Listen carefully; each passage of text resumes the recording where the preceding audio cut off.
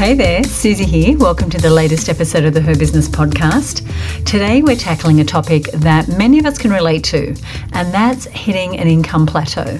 Yeah, you know that frustrating point where no matter what you do, your business income seems stuck at a level?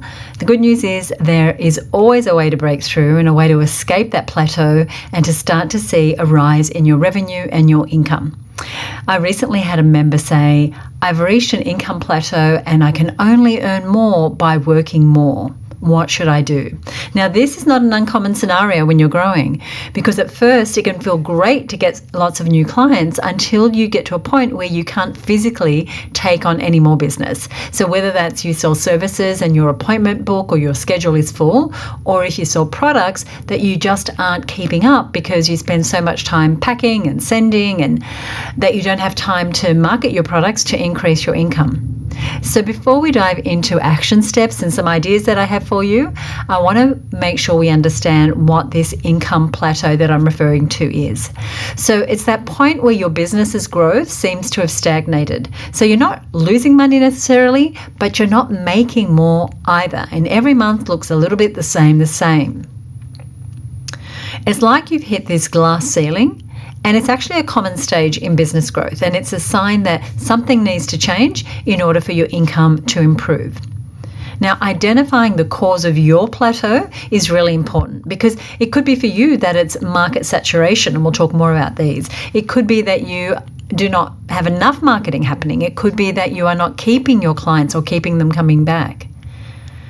It could be that you're just out of time. There's not enough of you to deliver more because you're so involved in every part of the business.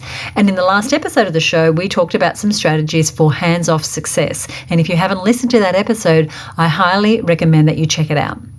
The point is to figure out the root cause of your income plateau so that you can address it with the right remedy. Now, sometimes we hit the income plateau because we've reached everyone in our target market. And if that's the case, it may be time to expand your market, to look for new demographics who could benefit from your product or service. But this is the most unlikely of the circumstances that I'm going to be talking about. More likely, we may not have been building a ready audience quickly enough or in enough volume so that our messaging is hitting the same people over and over again, and of course our sales diminish. So we always need to be building an audience that's the right fit for the offers that we're making, an audience of our ideal clients. And what that means is going to be different if you just need 2 or 3 high-paying contracts a year or if you need hundreds of sales. So what building your audience means may mean thousands of people every year to one person, depending on what you sell. If you sell a low-cost item and you need to sell lots of it. But if you sell 10, 20, 30, $100,000 contracts, maybe building your audience just means an extra 20, 30 high-level contacts every year. For example, if you're an architect, you may not need thousands of people on your database, but you might need to be building a steady flow of connections so that you can build 3, 5, 10 houses next year. And your audience building might look like attending 2 networking events a month or reaching out to your LinkedIn contacts weekly, or it could be that you need to be running ads to your lead magnet or hosting webinars or appearing on other people's podcasts. If you need help building your audience, then I recommend that you check out our other podcast. It's called Content Selves. It is fantastic, and it's a fortnightly look at the essential content marketing that's going to help you attract, convert, and keep your ideal clients. I'll give you a link inside of our show notes. So that was the first thing that could be going on, and that is that you are not building a big enough audience. And so if your plateau feels like, well, there are no more people out there for me to sell to, that might be the truth, or it could be that you need more of the right people in your world on your email list. And unless you actually sell something that's really unique, it's likely that there are way more people in your market than you're reaching right now. And if I think about us as an example, we've been around for almost 30 years. And do you think that all women who are business owners know that we exist? I can tell you for sure they definitely don't. And I'm always a little disheartened where I meet someone, I think, oh my gosh, after all these years and people don't know who we are. So our job is never done when it comes to having more of our market know that we exist, when it comes to us being more connected to more of our ideal clients. But if you do have a saturated market, if you have sold to as many people as it's possible to sell in your market, maybe it's time to look at how do you reach a new product with your or service, how do you reach those people with a new product or service? Or how might you need to adapt your messaging, your offer, so that maybe you're doing something similar, but you're doing it for a different market? And I'll give you an example. Adrienne Miller is an accomplished photographer in our network, and she used to photograph children, so child models, like fashion photography. But she expanded to a more profitable market, which is real estate. And so she's not only taking photographs of properties in her area, but she's now starting to work with realtors who need social media images. They need to be posting on social, and they need to be getting the word out about their services and what properties they have on, or what a great team they have. So it's the same market, it's the same service, but she's slightly expanded and is offering more services and add-ons. I want to talk about marketing, because when it comes to marketing, maybe you're not doing enough marketing. That could be why you're experiencing a plateau. And insufficient marketing looks like not doing enough of the right things to attract and convert and keep the right number of ideal clients that will keep your income growing, that will get you out of a plateau. So perhaps you've spent money on a website, but you don't have enough traffic coming to that website to drive sales. Or you're posting on social media, but you're not making offers that are converting. Or there's a ton more competition now than there was in your space, and so it's harder to stand out from the crowd. Here's the thing, we can't be complacent when it comes to marketing. We always want to have something working to keep generating new leads and building an audience that's ready for us to make our next offer to them. And this can sound exhausting, right? Especially if you don't feel like you're a good marketer. But being always on when it comes to marketing is essential to keep you out of a plateau. When we don't think about marketing as something that we should be working on every day, we have this stop-start approach. It definitely impacts our cash flow and our income. Now, traditionally, service-based businesses often operate on a one-to-one model where you are exchanging your time for money. Now, it's really easy to fall into a plateau if this is your business model, because this business model has its limitations because there's only so many hours in a day. So if you can transition from a one-to-one to a one-to-many model, that's going to allow you to serve multiple clients simultaneously, and that'll dramatically increase your income without extending your work hours necessarily. So you might want to consider hosting group coaching sessions or webinars or workshops instead of one-on-one services. Or you could design and sell online courses or ebooks that can be purchased and utilized anytime by an unlimited number of clients. This way your business continues to generate income even when you're not actively working. Now, we help women make this transition from one-to-one to one-to-many every day inside of her business. And while at first it may take a bit of work, 1, to get in the mindset of one-to-many, 2, to massage your business so that you can cater to more than one person at a time, we've seen this work in everything from fitness to fashion styling, voice coaching, parenting, naturopathy, fertility support. And when our members have made these shifts from one-to-one to one-to-many, it's totally changed their business income. They get totally out of plateau and they start to really skyrocket. And I want to give you a couple of examples. My first example is Amanda Farmer. She's a strata lawyer, so she specializes in law that relates to apartment living and being in a strata property. Now, she specializes in that law in New South Wales, and she used to work one-on-one across the table advising clients from her law practice. Now she works one-to-many in a couple of ways. 1, she presents to councils, and councils invite the people in their area to learn from Amanda. She also has a membership called Your Strata Property that you can subscribe to and get frequent access to her on legislation changes, on things that you could be doing to improve the environment in which your apartment is, to make sure that the bins are being put out and nobody's breaking the laws, or that you're implementing great policies for maintaining a wonderful living environment. So that's Amanda. And her business has skyrocketed since she went from this one-to-one model to one-to-many. It means she can really scale the business. And Tasha Jennings is another example. She is a fertility specialist. She helps women proactively get their bodies ready for pregnancy. And she used to do that only one-on-one. And what would happen is her appointment book would fill. She would then raise her prices and the book would still be full. And so she changed to creating a course. It's called Your Fertile Pantry, and it's an online course that she delivers throughout the year where she can serve multiple women at the same time, women who are looking to conceive naturally, to help them get their bodies ready for the pregnancy and to advise them.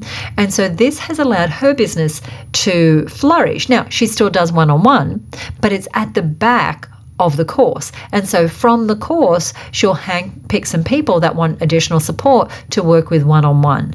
And so she has the best of both worlds. Another example is Fiona Keary from Style Liberation. So she used to take women out shopping. She lives in Canberra. She used to take them shopping. Sometimes she would do shopping trips in Melbourne. Her counterpart would do them in Brisbane. But now she has the Super Stylist program. Now, this is a subscription-based service where you basically have a stylist at your fingertips helping you make those decisions in the change room where you're not sure if something is right, advising you on colour and style and fit and latest trends, creating selections for you each seasons of things that you can buy that suit your personality type, your colour, your body shape. And so she's helping, instead of helping one-on-one and small numbers of people, she's now helping thousands of women every single year inside of her programs and her courses and her Facebook group. And Chantel Bell is another example. Now, she's another naturopath, but she specialises in working with women who are stressed out mums of young children and exhausted mums. And she had a clinic in Victoria. And just before the pandemic, she shut the clinic down. It could have been during the pandemic. I'm not 100% sure. And she started to offer these online challenges and programs for groups of exhausted mums who are having the same conditions, the same issues, but now she can serve them one-to-many, which means her income can grow without her hours having to grow as well. So there's so many options when you start to think about it. The key is to think about creating leveraged income. Leveraged income is the revenue that you earn when you're not actively working one-on-one. And these leveraged income streams, they can supplement your primary income and over time become a substantial source of revenue. So you might consider creating digital products, as I said, like ebooks or pre-recorded courses or a membership or coaching programs.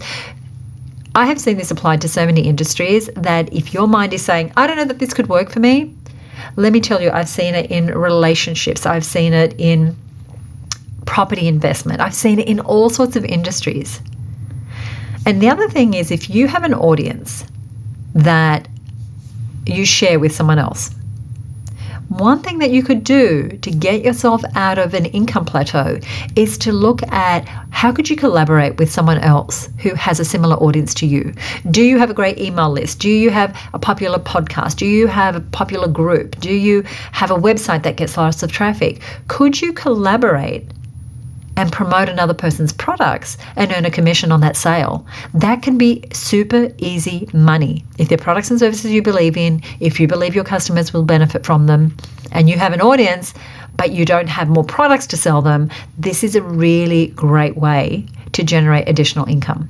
So the options are really endless. Once you start to think, what can I do to leverage my time and energy? What can I do to go from one-to-one to one-to-many? What can I do to leverage someone else's audience? Who else has my customer?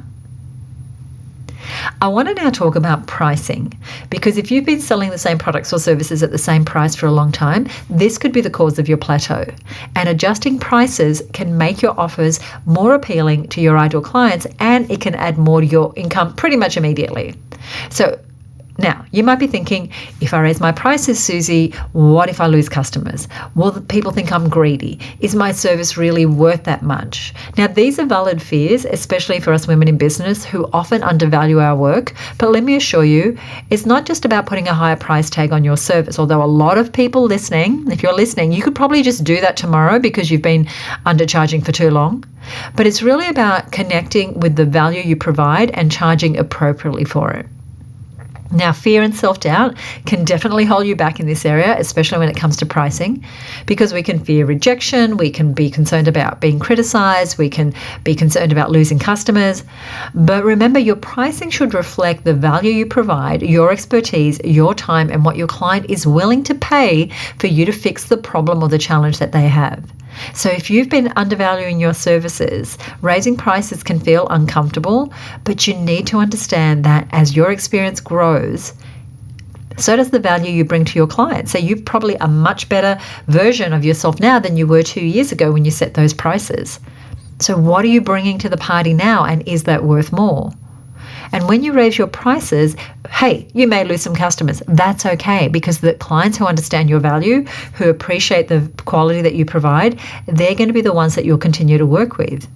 And these clients will not only contribute more to your income, but working with them will be more rewarding and less draining, and you won't feel like, gosh, I'm doing all this work and I'm not getting rewarded for it. Now, the one thing about adjusting prices is it's not just about increasing your rates. It's really about aligning your price with the value that you deliver and the clients that you want to attract. And in some cases, your pricing might be too high for your ideal clients. That could be causing a plateau.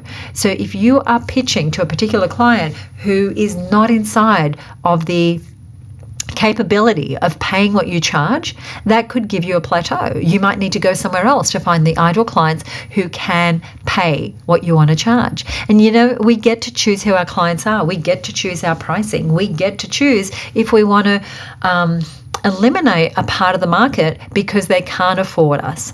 If we do want to raise our prices, if we do want to be more exclusive, then we have to be willing to say no to some people. And there's other people that can serve them. But you want to make sure that you are getting yourself out of the income plateau by working with your ideal clients. We actually have a fabulous podcast episode on the Content Sells podcast series called How to Craft Offers That Sell. And it shows you exactly how to market your products and services for more dollars and how to do that convincingly, because likely you're undercharging. And what it does is it steps you through step by step on how to package and price and name your offers so that, one, they stand apart from the competition, and two, you can really charge what they're worth. It'll show you how to include things that demonstrate the value, how to add bonuses that increase the value, how to price and name and position your offers so that they get you out of this income plateau because you're not charging the same undervalued pricing. Okay, so I'll put a link to that in our show notes. So an action step for you from today is to reassess your pricing and your product and services and what you're charging for them. Because maybe you only have low-cost items at the moment, products and services that are, under $100 or a few $100s. Maybe the best thing for you to get you out of the plateau would be to introduce a new product or service at a higher price. So for many years, the most you could pay us was a few $100s a year to be part of the HerBusiness network. Now we have a suite of products and services at different price points for different types of business owners. So we have mentoring. We have retreats. We have a mastermind. We now even have an advance to our mastermind program. So those new services moved us past the income plateau that we had when we only had one way to engage with our business, and that was our membership. So our membership is still the bread and butter of the organization, but we're always still looking to revise our pricing, even for the membership, what's included, so that we don't get into another plateau. Now, being in that income plateau can be frustrating, but it's not insurmountable. So whether you need to look at your marketing, your market, whether you're working too much one-on-one and you need to move away from exchanging your time for money, whether you need to relook at the market you're catering to, or whether you need to be building your audience, these are just some of the ways that we've talked about today that you can get out of the plateau. And every business goes through this phase. So if you're there right now, no problem. It's totally fixable. Remember, breaking through an income plateau, it does take you taking the right action. So the first thing is to identify what is causing the plateau, and I gave you a series of things that it could be. This type of conversation is one that I love having with the HerBusiness Network members who are growing 6- and 7-figure businesses, because you can totally get stuck, but you can totally get unstuck when you know the right action to take. If you want to join this conversation, then join us inside the HerBusiness Network. The doors are currently closed, but you can join the wait list over at herbusinessnetwork.com, and we'll send you an invitation when we next open up. next week we kick off an event that we do once a year. It's our Mastermind Experience program where women work with me and with marketing expert Michelle Falzon to create marketing funnels, to review their ideal clients, to review their messaging. And I just wanted to say I'm so excited. If you're one of the women who's joining me next week to be part of that program, I'm so excited. We have a great group of business owners joining us. And likely by the time this episode goes to air, the program will be sold out. I know we just have a few places left, but I'm going to give you the website address anyway, in case you're listening, in case you've seen us mention the program on social media or in your emails and you're interested. You can check out and see if there's any places available by heading to HerBusinessMastermindExperience.com. So remember, you don't have to sit in an income plateau. You can totally start to look at the value you bring and how you're pricing it. How are you leveraging your time? How are you offering your products and services, and what needs to be switched up? So really identifying what's causing that income plateau and moving away from trading your time for money and ultimately boosting that stagnant income. Now, I mentioned quite a few things on the episode today. I'm going to put all those details over on our show notes page, which you'll find at herbusiness.com/230. I'll put a link, as I said, over at herbusiness.com/230. Thank you so much for listening. I hope you found the practical tips and insights helpful. If you enjoyed this episode, please subscribe to the show so that you get more tips and strategies as each episode comes out. And if you know someone who would benefit from this show, please share it with them. Finally, would you do me a favor? If you haven't left us a review on Apple Podcasts, would you go ahead and do that? I love it every time I get a comment from you on what you enjoyed or what you implemented. It really does make my day. You can also email me at podcast@herbusiness.com. Thank you so much for listening. I'll see you next time right here on the Her Business podcast. Bye for now.